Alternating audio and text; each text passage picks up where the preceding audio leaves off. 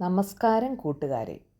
ഇന്നത്തെ എൻ്റെ റെസിപ്പി ചോറിനോ ചപ്പാത്തിക്കോ ദോശയ്ക്കോ ഒക്കെ സൈഡ് ഡിഷായിട്ട് കൂട്ടാൻ പറ്റിയ ഒരു വെണ്ടയ്ക്ക മസാലയാണ്.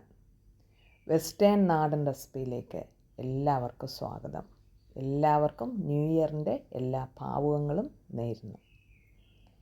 ഇതിനായിട്ട് ഒരു പാൻ ചൂടാക്കുക. ഇതിലേക്ക് 2 ടേബിൾ സ്പൂൺ വെളിച്ചെണ്ണ ഒഴിച്ചു കൊടുക്കുക. ഈ വെളിച്ചെണ്ണ ചൂടായി വരുമ്പോഴത്തേക്കും വട്ടത്തിലരിഞ്ഞ 250 ഗ്രാം വെണ്ടയ്ക്ക ഇതിലേക്ക് ചേർക്കുക. ഒരു 5 മിനിറ്റോളം മീഡിയം തീയിൽ ഇത് ഒന്ന് വഴറ്റിയെടുക്കുക. ജസ്റ്റ് ആ പച്ച കളർ പോകുന്ന വരെ ഒന്ന് വഴറ്റിയെടുത്താൽ മതി. അധികം വെന്ത് വരേണ്ട കാര്യമില്ല. ഇത് വഴന്നതിന് ശേഷം ഇത് വേറൊരു ബൗളിലേക്ക് മാറ്റി തണുപ്പിക്കാനായിട്ട് വെക്കുക. ഇതേ പാനിൽ തന്നെയാണ് ബാക്കി കറിയുടെ ഭാഗവും ചെയ്യുന്നത്. ഒരു 1/2 ടീസ്പൂൺ മഞ്ഞൾപ്പൊടിയും കൂടെ ഇട്ട് കൊടുക്കുക. വീണ്ടും ഒരു 1 മിനിറ്റോളം ഒന്നുകൂടെ ഒന്ന് വഴറ്റിയെടുക്കുക. ഇവിടെ ഇപ്പോൾ വെണ്ടയ്ക്ക വഴന്നു വന്നിട്ടുണ്ട്. ഇത് വേറൊരു പാത്രത്തിലേക്ക് മാറ്റാം. അതിനുശേഷം ഇതേ ഫ്രൈയിങ് പാനിൽ തന്നെ 2 ടേബിൾ സ്പൂൺ ഓയിൽ ഒഴിച്ചു കൊടുക്കുക. ഈ ഓയിലൊന്ന് ചൂടായി വരണം. ചൂടായി വരുന്ന ഈ ഓയിലിലേക്ക് 1/2 കപ്പ് വളരെ ചെറുതായിട്ടരിഞ്ഞ സവോള ചേർത്ത് കൊടുക്കുക. ഇത് നല്ലതായിട്ടൊന്ന് വഴറ്റിയെടുക്കണം. ഇതുപോലെ തന്നെ ചെറുതായിട്ട് തന്നെ സവോള അരിയണം.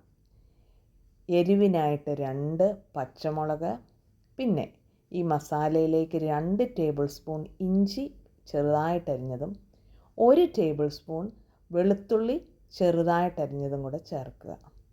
ഇത് ഒരു ബ്രൗൺ കളർ ആകുന്നത് വരെ ഇത് ഒന്ന് വഴറ്റിയെടുക്കണം.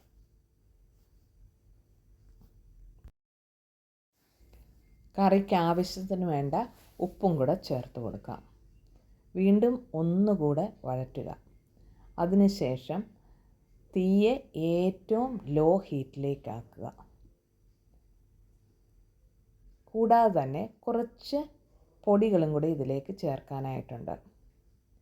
അതിനായിട്ട് 1/2 ടീസ്പൂൺ മല്ലിപ്പൊടി, 1/4 ടീസ്പൂൺ മഞ്ഞൾപ്പൊടി,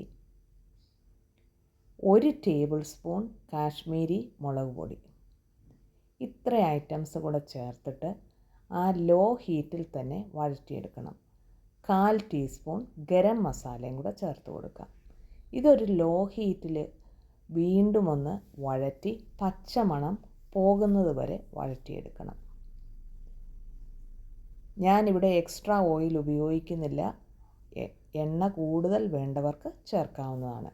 ഇതിലേക്ക് 2 ടൊമാറ്റോ ഇതുപോലെ മിക്സിയിൽ അടിച്ചത്, ആ ടൊമാറ്റോ പ്യൂരിയും കൂടെ ചേർത്ത് കൊടുക്കുക.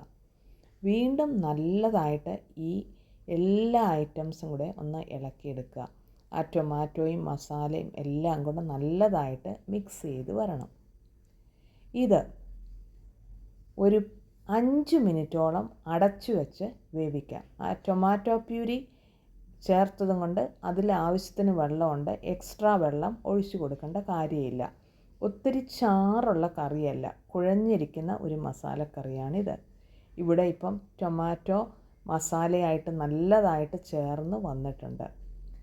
ഇനിയും നമ്മൾ നേരത്തെ വഴറ്റി വെച്ചിരിക്കുന്ന വെണ്ടയ്ക്ക ഇതിലേക്ക് ഇട്ട് കൊടുക്കാം.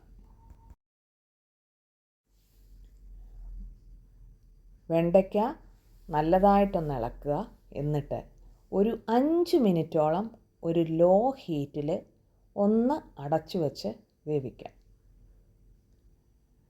5 മിനിറ്റും കൊണ്ട് ഈ വെണ്ടയ്ക്ക നല്ലതായിട്ട് വെന്ത് വരും.